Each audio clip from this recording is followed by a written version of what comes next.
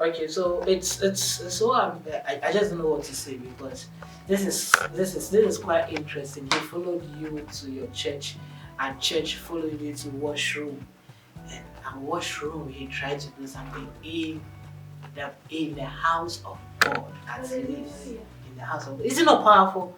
Oh, let's give it up for that. Let's give it up for that. That's powerful. Yeah. It's not I'm celebrating the guy.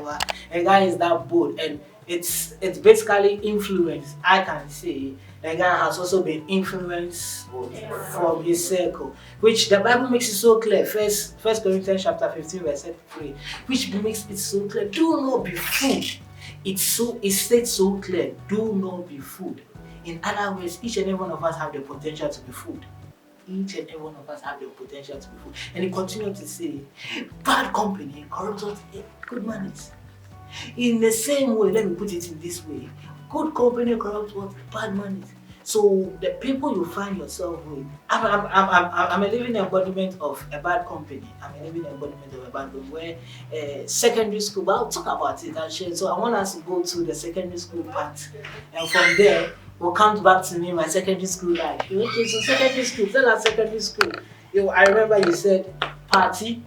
You went to the party, one boy just came to ask you of your name, and that was it. So, was there any other points where you were also influenced to do something? To read novel. What type of novel?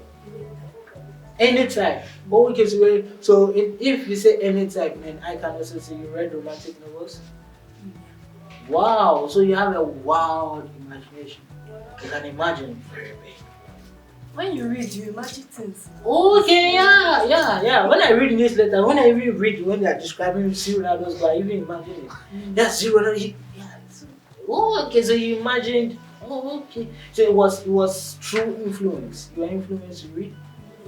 In what way? In what way? Because we ideally in school we are all advised to read, and our teachers tell us at least in a month we should finish reading a book. I know my teachers did tell me over and over and over and over again to they said to improve our vocabulary, but they didn't tell us what type of books to read.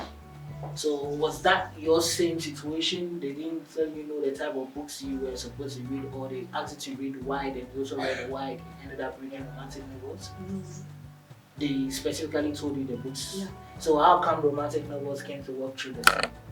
I was with my friend. Okay. So she was reading the book, so I told her after You are after the book. yeah, after The book is not after you.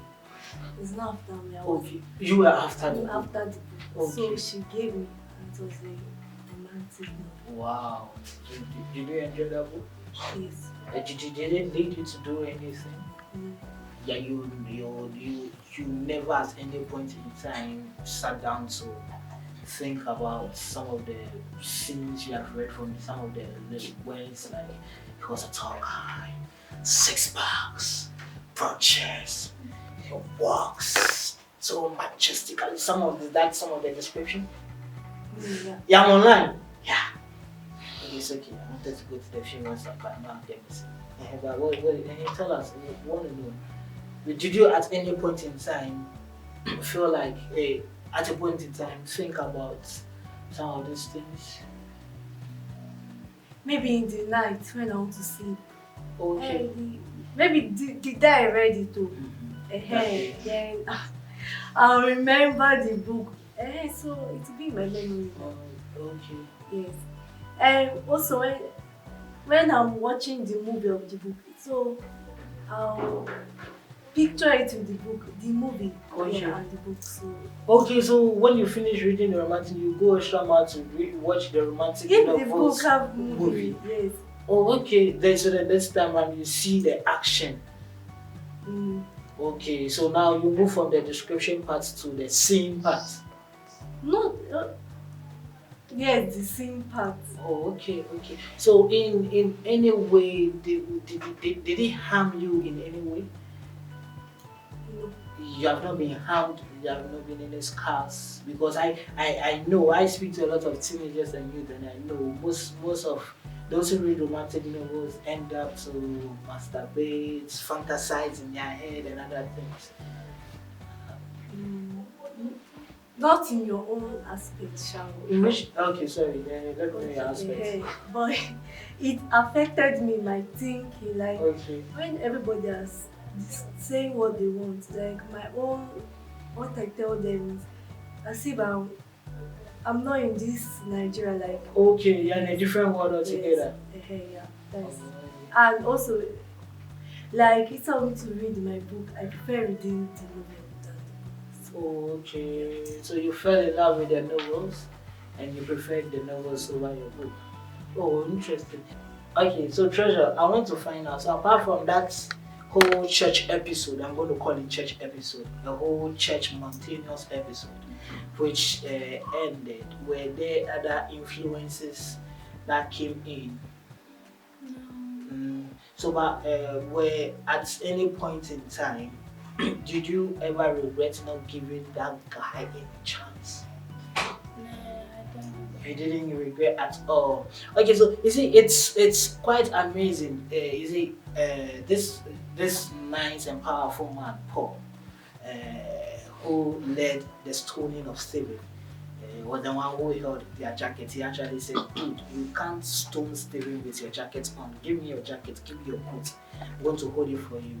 Yeah, and he later came back to tell Timothy in 2 Timothy chapter 2 verse 17, which is very profound, which is one of the verses I like from the Bible, which is flee youthful lust. He didn't tell Timothy to flee old man lust. He didn't tell Timothy to flee old woman lust, children lust, but specifically in quote youthful lust. In other versions say flees the desires of the youth. Then now you continue to say pursue righteousness, peace, love, joy. Then the latter part is what I really want to focus on, along with those who come in the Lord out of a pure heart.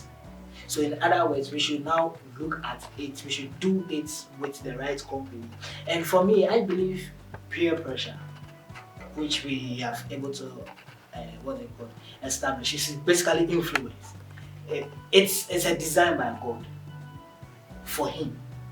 He actually, for me, I think he designed it for us, for him. Can there somebody in the audience open to Genesis for me?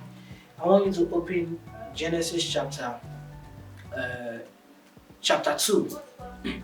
Check from verse 15. Yeah.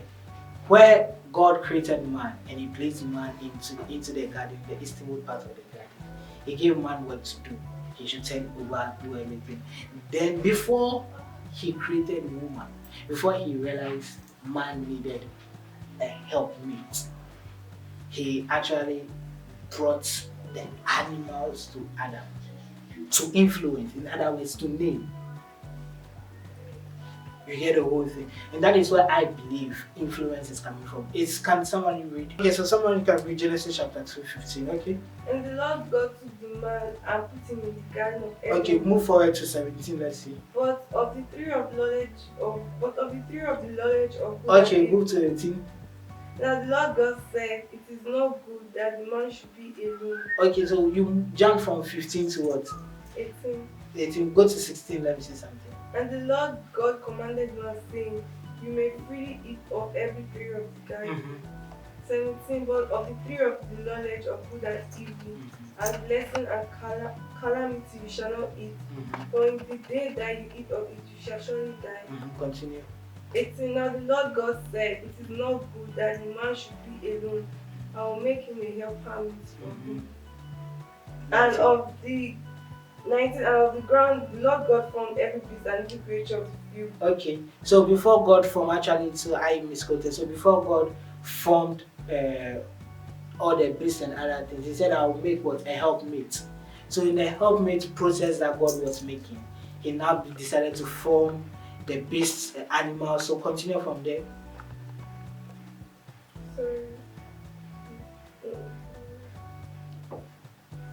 And out of the ground, the Lord God formed every beast and every creature of the field, and every bird of the air, and brought them to Adam to see what he would call them. To see what he would call them, to see what he would name them, to see how he will influence them. Each and every one of us are influenced by how we are called. Have you been influenced by how you were called before?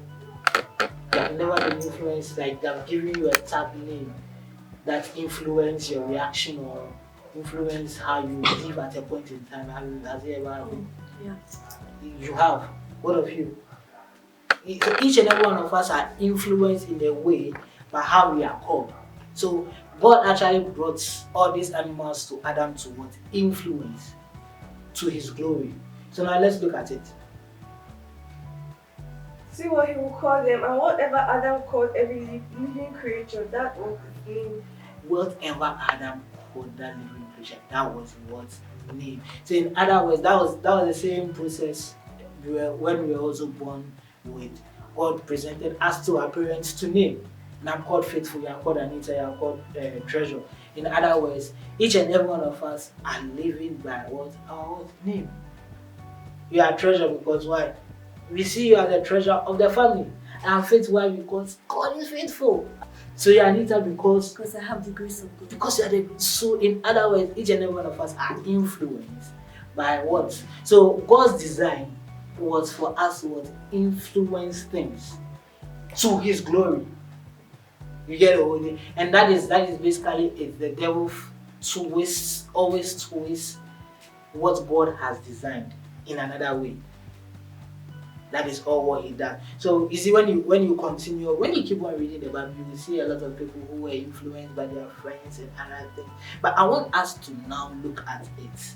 This whole peer pressure thing. For me, I believe this whole peer pressure thing can be a very positive way. I believe this whole peer pressure thing can be used in a very positive way. And as you rightly said, you are in school and your friends are pushing you to just go and reach out. Just to go and win souls for Christ. That is basically it. Right? So and you also made us know that you are also influenced to learn more for you to pass your jam. It's amazing. But I want us to now lay out how can one use this peer pressure for his or her benefits in the glory of God. How can one use that in the glory of God? Yeah, Anita Maxine. I don't really know what to say. I don't understand. So how can one use peer pressure, the influence of peer pressure towards the glory of God? As you rightly said, now you made mention of one fact that you join your friends to reach out. Amazing, powerful. I also did that. At first I didn't know how to go about it. I just joined them. We are mom, yeah. Sometimes when I meet you guys, I think I've met you guys and I've asked you questions. Anita was telling me yesterday that I'm abusing her. I'm Faithful, you're abusing me. Yeah, because of the questions I was asking, but you see, some of these questions, it's not that I just woke up and I was influenced to ask teenagers these teenage questions or youthful questions. So I want to find out how can one use, because he says in the word so clearly that along with the right company. So how can one use it in a very positive way? Okay, you can use your gift from God, to influence people, like maybe singing, preaching, stuff like that. Still get now. Okay. Let's assume I know how to sing. So me singing in front of crowd, I know people that are shy. So I can use it to influence people that are shy. That there's nothing, no one is going to kill you if you stay on stage, stay in public and talk or say what you say. So that is how I can say, using your gift of God, that is how I can say you can influence people. Oh, using the gifts God has given you can use to influence people. And it's so amazing. I think we have currently something that is moving on, which is the Joe Boy track, which the alcohol is using the gift God has given him to sing, to influence people. And now we get to see people doing things, pouring alcohol. I heard 2 people have even died out of that. Is that true? Yeah. 2 people have died out of it. There's 2 people have just died out of using alcohol. People are using hypo. I saw somebody with Gary. So Gary on point. Wow. Is that? He drank it. Dettol. He drank Dettol. She was one. And she was vomiting while somebody was still recording here. Whoa, wow! Wow, this world, we are living in a very crazy world indeed. Wow. So what do you think? What do you think? Now I'm getting plugged in local church. Getting plugged in a local church. Why do you say getting plugged? Because you are now saying getting plugged in a local church, but it was in the same local church when somebody came, followed you to church into the worship. So why you say local church? Well, it doesn't happen to everybody now. Don't just do to consider since the boy likes me, that's all. Oh, okay. Since he Exactly. liked you, that is Yeah, right. that's all. Okay. And for me, also joining an activity in church because, like for me now, I joined the choir, and my friend was like, "So you can sing? Let me just try and see. Maybe if I can sing." So she joined. That influence too also helped in a positive way, or joining the instrumentalists, all those things. Because so we don't actually realize our talent until they get influenced by someone else. Like my friend now, she's a great singer. If not for me even joining, she would not have joined. She would not have even realized that potential in singing. So that's how I went and get it. That's powerful. That's powerful. It's amazing. Joining, participating into the work of God, and I think that's part of that scripture. Doing it with the right company makes it so clear and amazing. Which is basically, I always explain that to be there are three classes of individuals in church. There are three classes.